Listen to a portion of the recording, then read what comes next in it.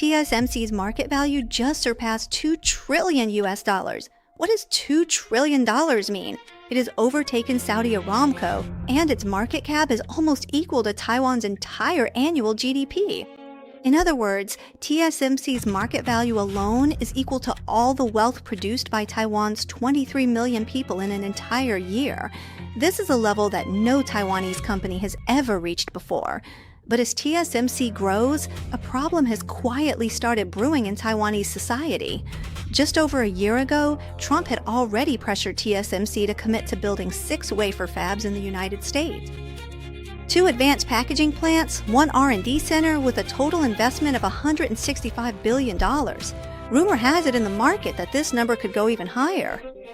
While the market value keeps hitting new highs, TSMC is constantly being asked to invest even more. So has Taiwan really won or lost?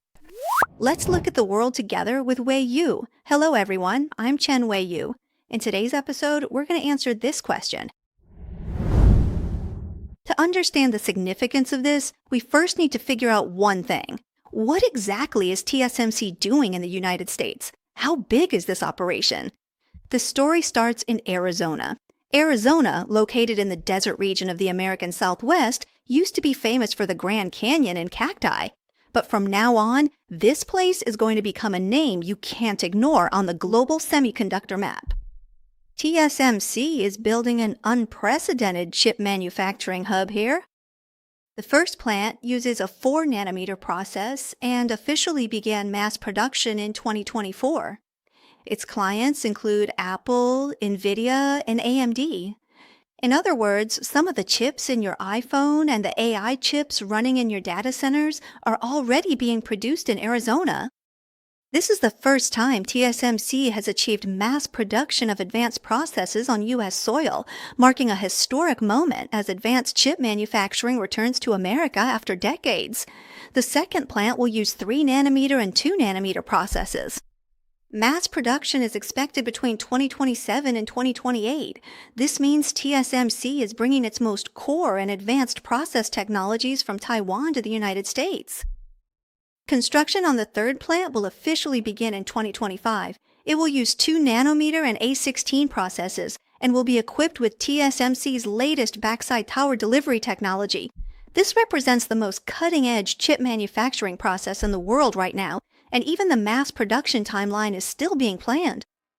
And that's not all. The 4th, 5th, and 6th wafer fabs, plus 2 advanced packaging plants, and a research and development center are all in the plans. The total investment has officially reached $165 billion, and there are market rumors that it could even go up to $250 billion in the future. $165 billion? What does that mean? That's equivalent to 55 times Taiwan's entire annual defense budget. This is what TSMC is doing in the United States, not just symbolically building a demonstration plant, but actually transferring layer by layer of its advanced manufacturing capabilities onto American soil. At this point, a lot of people are starting to feel uneasy. With such a massive investment, with so many resources, technologies, and capital continuously flowing from Taiwan to the other side of the Pacific, what exactly is Taiwan gaining from all this? The factories that could have been built in Hsinchu Science Park, Tainan, or Kaohsiung, the high-level job opportunities that could have stayed in Taiwan, and the industrial cluster effects that could have driven the entire supply chain. All of these are crossing the Pacific along with that $165 billion. And wherever TSMC goes, its suppliers follow. That's an iron rule in the semiconductor industry. TSMC's partner companies? How many companies that make specialty gases, equipment, or chemicals will end up being drawn to Arizona because of this?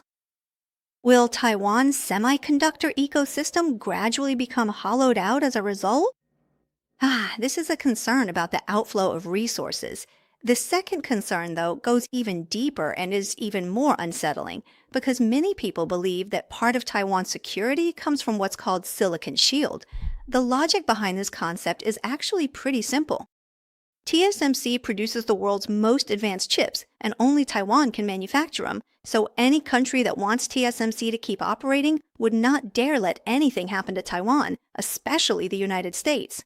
America's iPhones, F-35 fighter jets, and AI servers all rely on TSMC's chips. If the US ever considered letting something happen to Taiwan, it would be like sawing off the very branch it is sitting on. But what about now? If TSMC also has factories in the United States, doesn't that logic start to fall apart? Wouldn't America's economic incentive to protect Taiwan decrease because of this? These two questions together form the core argument of the hollowing out theory. TSMC going to the US is essentially Taiwan trading its most important strategic asset for a security promise that might never be fulfilled. I completely understand why people have this concern, because it really does sound reasonable and the logic is clear. But in my opinion, it's based on a key misunderstanding. All those factories we just mentioned, 6 wafer fabs, 2 packaging plants, and 1 R&D center, sound massive in scale, but there's one number we need to clarify first. How much production capacity does TSMC have worldwide? The factories in Taiwan, in Hsinchu, Tainan, and Kaohsiung are actually the main body. Even if all 6 factories in Arizona are built and fully operational, according to TSMC's own plans, by 2036, the U.S. will only account for about 20% of TSMC's total global production capacity, while Taiwan will still account for 80%. So here's the question. What exactly does that 20% in the U.S. mean? Let's look at it from another angle. Imagine one day a Taiwan Strait crisis breaks out, and the Chinese Communist Party announces a blockade of the Taiwan Strait. That would mean TSMC in Taiwan would be temporarily unable to ship products as usual. In a world without TSMC in the US, what would that mean? NVIDIA's AI chips would be cut off, Apple's new iPhones would halt production, and America's cloud data centers wouldn't have new chips to expand. The Pentagon would face a shortage of computing power for its AI systems. The US tech industry would collectively suffocate. The stock market would crash, tech giants would see their market value evaporate, and political pressure would come from all directions. There would be demands for the White House to do something to calm the situation. In this scenario, the U.S. government would face an extremely painful choice. Should it continue to support Taiwan and bear enormous economic costs, or should it compromise to some extent in exchange for stability in the Taiwan Strait and the resumption of chip flows? It's just like the choices the U.S. faces today if the Strait of Hormuz were to be blocked. And this, precisely, is the real calculation of the Chinese Communist Party, to make the U.S. suffer so much economically that it can't bear it, and then force the U.S. to be unable to continue supporting Taiwan. But if the U.S. has its own TSMC, then if the same crisis happens, think about it. Taiwan's production capacity would be impacted by a blockade, but the U.S. would still have 20% of it on its own soil. The advanced process capacity would still be running. While this 20% isn't enough to meet all of America's needs, it's enough to keep the most critical supply chains from breaking. The most essential military chips and core AI infrastructure would still be able to function at a basic level. So even if America's tech industry takes a hit, it won't come to a standstill. In other words, the U.S. can suffer, but it can't collapse. This difference is decisive from a strategic standpoint, because the way the U.S. would respond to the Taiwan Strait issue if it's hurting but still standing is completely different from how it would react if its throat were being choked and it couldn't breathe. Wouldn't y'all agree? In the first scenario, the U.S. still has the resources to keep supporting Taiwan, and Taiwan has the confidence to weather the crisis. But in the latter case, under enormous domestic pressure, the U.S. might very well be forced to seek some kind of compromise. So when it comes to that 20% of TSMC's production capacity in the U.S., its strategic significance isn't about being enough, it's about shifting the U.S. from a situation where its neck is being squeezed tight. That predicament turns into a situation where even after taking a heavy blow, the U.S. can still stand and keep fighting. So that's a fundamental difference. I don't know if the way I'm explaining it makes sense to everyone. Why does the Chinese Communist Party want to take Taiwan? If your answer is that Taiwan is part of China and they want to achieve reunification, then what you're saying is just Beijing's official line. It's not the real strategic calculation. Taiwan's land area is 36,000 square kilometers. In fact, the Chinese Communist Party has never really cared about losing territory. In some cases, they've even actively ceded land to make peace. The land given up by the CCP through unequal treaties in history adds up to the equivalent of 55 Taiwans. So when it comes to Taiwan's territory, it's really not worth mentioning to the CCP. So if Beijing has never truly cared about this piece of land itself, what is it that they actually care about? What they really care about is the strategic significance that this land represents. Taiwan is a key point in the first island chain of the Western Pacific, which is crucial for the United States. It's an important foothold for America's influence extending into Asia. Taking Taiwan isn't about the land itself. It's about breaking the U.S.-led Indo-Pacific order. It's about sending a message to the world that the United States can't protect its allies. It's about allowing Beijing to seize the upper hand in the U.S.-China rivalry. Using force against Taiwan is meant to make the U.S. back down. So, following this logic, let's reconsider the strategic value of these chips. In this U.S.-China competition, whoever controls the most advanced AI computing power controls the future, and the most advanced computing power requires the most advanced chips. And right now, there's really only one place that can produce those chips, TSMC. So if TSMC is only in Taiwan, then the CCP strategic logic is to attack Taiwan, blockade Taiwan, and cut off TSMC, crippling America's AI competitiveness. This would cause the U.S. to fall behind in the most critical tech race, giving China overwhelming leverage at the negotiating table. That's a pretty precise calculation. But what if TSMC also has factories in the U.S.? Even if the CCP attacks Taiwan and blockades TSMC there, the U.S. would still be able to maintain a certain level of advanced chip production at home. That way, the U.S. wouldn't be cut off at the knees in the AI competition. America would still have the ability to hold its ground, stay tough on the Taiwan issue, and continue to support Taiwan diplomatically and militarily. At this point, the expected benefits for Beijing to use force would drop significantly, while the costs of taking action remain high. The risks of international sanctions, military confrontation, and shocks to the global supply chain haven't lessened at all. But the strategic gains that could be achieved through force would shrink dramatically because the U.S. now has chip resilience. A simple strategic equation tells us that when the cost of using force to take Taiwan stays the same, but the benefits of doing so shrink dramatically, the intention to use force will be weakened. TSMC building a factory in the U.S. isn't just an industrial policy decision. In reality, it's actually changing the cost-benefit calculation for the CCP when it comes to using force. What do y'all think? Does that make sense? Alright, let's broaden our perspective a bit more. TSMC isn't just building factories in the US. Its plant in Kumamoto, Japan has already started mass production in 2024. In Dresden, Germany, the first TSMC plant in Europe is under construction. Along with the 6 plants in Arizona, USA, TSMC is laying out its production nodes across the entire map of the democratic world. So why build factories all over the place? There's a very practical reason. Global demand for chips has grown so huge that even if TSMC ran all its factories at full capacity, it still couldn't meet it alone. TSMC openly admitted this January that, driven by the construction of AI infrastructure, its advanced production lines are already heavily booked and capacity remains tight. This is also a fact. TSMC's capacity for processes below 5 nanometers has long been maxed out, and by the end of this year, its order visibility has even extended to 2027. In other words, if you want to place an order with TSMC now, you might have to wait in line until the year after next. This shows that TSMC's motivation for global expansion isn't just political pressure. There's also real market demand pushing it forward.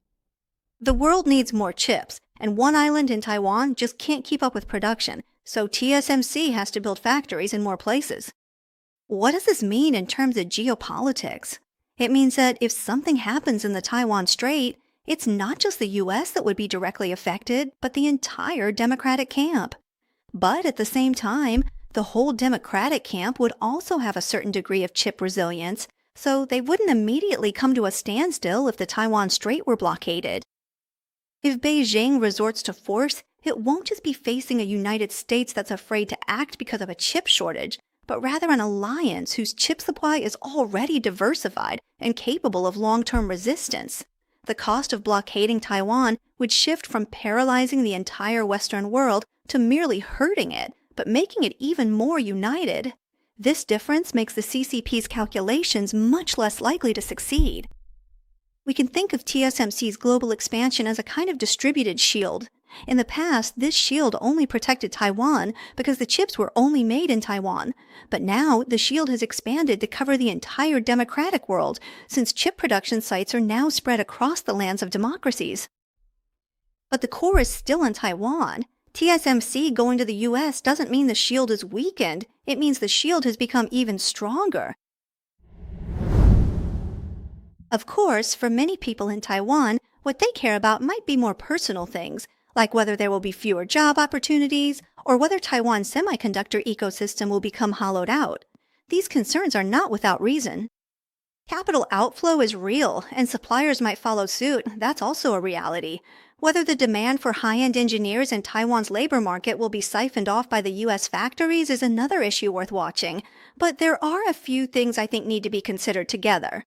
Let's sum it up. First, by 2036, Taiwan's production capacity will still account for as much as 80%. The part of TSMC that's going to the US is just a portion. The main body remains in Taiwan. TSMC's 2-nanometer chips will be mass-produced in Taiwan, and the core R&D for the A16 process is also based in Taiwan. The most advanced process technologies, at least for the foreseeable future, will still debut in Taiwan.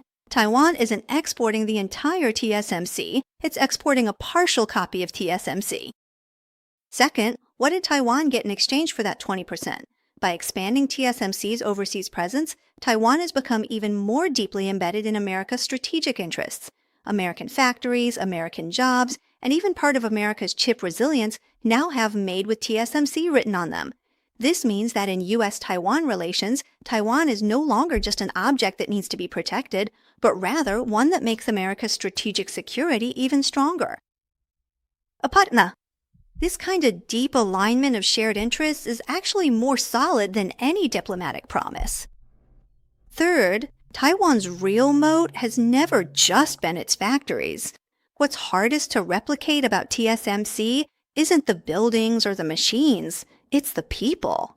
It's the engineering culture built up over decades in Taiwan, the process know-how, the yield management capabilities, and the seamless collaboration among hundreds of suppliers within the entire ecosystem.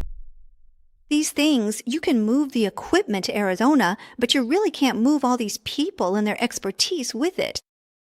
That's also why TSMC's plant in the US had much lower yields and efficiency in the beginning compared to its main plant in Taiwan. Taiwan's real advantage is actually that intangible, local industrial wisdom that takes decades to build up. As long as this core remains in Taiwan, I believe Taiwan will continue to be an indispensable place for the world. Let's go back to the question we started with.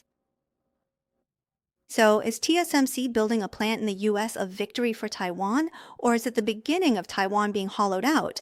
My answer is that this is a proactive move by Taiwan in a complex game of geopolitical chess. The strategic logic is clear. Taiwan is sending TSMC onto American soil not because Taiwan is weak, not because Taiwan has been backed into a corner and has no choice but to compromise, but because Taiwan understands something important. In this era of US-China competition, it gives the US the confidence to stay tough, and it makes the CCP's plans for military action fall flat. This is Taiwan's true security guarantee.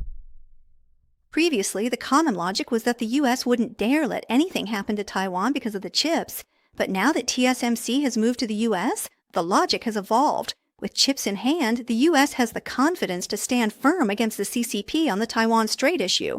The US's lifeline can't be choked, the incentive for military action is weakened, and Taiwan is actually safer.